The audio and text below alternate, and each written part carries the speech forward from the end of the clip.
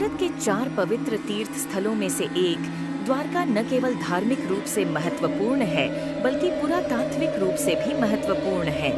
गुजरात राज्य में सौराष्ट्र प्रायद्वीप के पश्चिमी सिरे पर स्थित द्वारका की पुरातात्विक और ऐतिहासिक पृष्ठभूमि रहस्य में डूबी हुई है। नमस्कार दोस्तों, सनातन इतिहास की दुनिया में आपका स्वागत है और आप देख रहे हैं भक्तिवुड।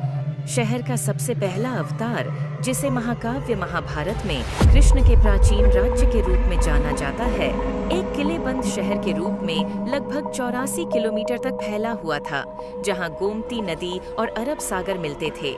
जब कृष्ण की मृत्यु हुई तो यह माना गया कि प्राचीन शहर अरब सागर के नीचे डूब गया। इस वक्त इतिहासकार और पुरातात्विक कृष्ण के राजसी राज्य द्वारका के खोए हुए शहर के अस्तित्व को साबित करने के लिए सबूत खोजने के लिए गोता लगा रहे हैं। खोए हुए शहर द्वारका के बारे में सबसे प्रसिद्ध किंवदंत महाभारत के प्राचीन महाकाव्य में उल्लेख किया गया है। कहा जाता है कि अटलांटिक की तरह द्वारका भी सुदूर अतीत में किसी समय समुद्र के नीचे डूब गया था। हालांकि अटलांटिक के विपरीत द्वारका नगरी, जिसके अवशेष कभी नहीं खोजे गए, पर वर्तमान में इस प्राचीन साम्राज्य के अवशेष समुद्र की गहराई में पाए गए हैं। भागवत पुराण के पवित्र ग्रंथ के अनुसार द्वारका शहर मगध के शासक जरासंध के जवाब में बनाया गया था, जो लगातार मथुरा पर हमला कर रहा था। अपने वंश पर हो रहे अत्याचार और अधिक हमलों को रोकने के लिए भगवान कृष्ण ने भारत के पश्चिमी तट पर एक अलग शहर स्थापित करने का फैसला किया। महान वास्तुकार विश्वकर्मा ने इस अवधारणा को जीवन दिया। प्राचीन ग्रंथों के अनुसार जलमग्न द्वारका शहर को कृष्ण ने कुशस्थली नामक स्थान के पास बनवाया था। शहर जल्दी ही प्रमुखता से उभरा और भगवान कृष्ण के मिशन का अजय केंद्र बन गया, जिसमें लगभग 900 महलों में हजारों लोग रहते थे।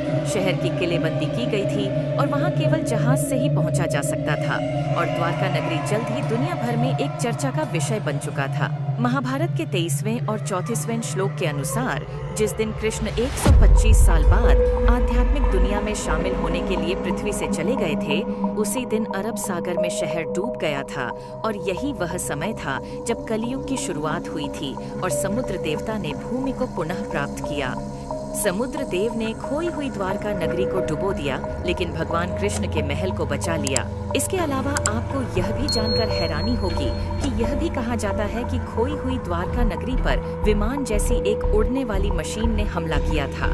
लड़ाई का वर्णन प्राचीन एलियन सिद्धांतों की रुचि को बढ़ावा देता है, क्योंकि ऐसा लगता है कि यह लड़ाई परिष्कृत तकनीक और शक्तिशाली हथियारों से लड़ी गई थी। एलियंस ने अंतरिक्ष यान से किसी शक्तिशाली हथियारों का उपयोग करके शहर पर बेहद शक्तिशाली हमला किया था, जो देखने वालों को बिजली गिरने जैसा दिखा। और यह इतना विनाशकारी था कि हमले के बाद शहर का अधिकांश हिस्सा खंडहर में तब्दील हो गया। इसके अलावा ये भी कहा जाता है कि श्री कृष्ण के मृत्यु के बाद यादव साम्राज्य अस्थिर हो गया।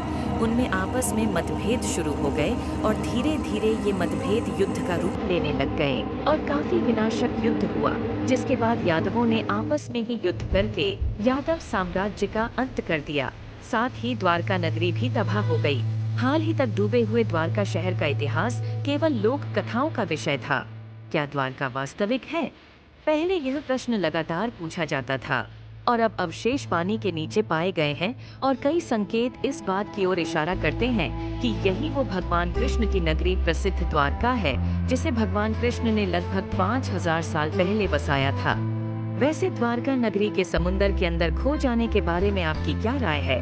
हमें कमेंट बॉक्स में जरूर बताएं। तो वीडियो यदि पसंद आई हो तो एक लाइक जरूर दें और इस वीडियो को अपने दोस्तों के पास शेयर करना तो बिल्कुल भी न भूलें। और यदि चैनल पर नए हैं तो भक्तिवुड को अभी सब्सक्राइब कर लें, क्योंकि यहाँ हम बताते हैं सनातन की ऐतिहासिक गाथा। तो आज के लिए इतना ही, फिर मिलते हैं अगले हफ्ते ऐसी ही किसी ऐतिहासिक गाथा के साथ।